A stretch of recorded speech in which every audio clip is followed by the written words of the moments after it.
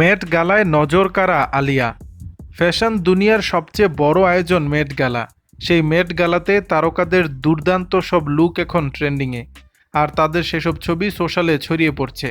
এবার বিশ্বের অন্যতম বড় এই ফ্যাশন ইভেন্ট মেট গালাতে শাড়ি পরে হাজির হয়ে নজর কাড়লেন বলিউড অভিনেত্রী আলিয়া ভাট। ভারতীয় সংবাদ মাধ্যম হিন্দুস্তান টাইমসের প্রতিবেদনে জানা যায়, ভারতীয় ফ্যাশন ডিজাইনার সব্যসাচী মুখোপাধ্যায়ের ডিজাইন করা শাড়িতে ট্র্যাডিশনাল লুকে লাল গালিচা মাতিয়েছেন তিনি। মেট গালায় আলিয়ার সাজে মুগ্ধ হয়েছে ভক্তরা। মেট গালায় তোলা বেশ কিছু ছবি নিজের ইনস্টাগ্রামে পোস্ট করেছেন আলিয়া ভাট। আলোচিত এই শাড়িটি তৈরি করতে সময় লেগেছে 1965 ঘন্টা। আলোচিত এই শাড়িটি তৈরি করতে সময় লেগেছে 1965 ঘন্টা।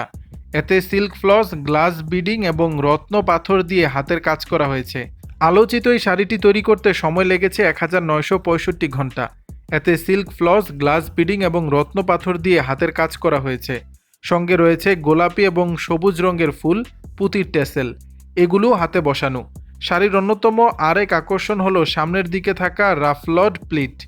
ব্লাউজেও রয়েছে সূক্ষ্ম হাতের কাজ। গয়না হিসেবে সব্যসাচী বেছে নেন একটি টিকলি।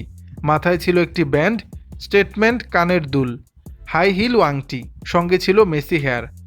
মেট গালায় এটি ছিল আলিয়া ভাটের দ্বিতীয় উপস্থিতি।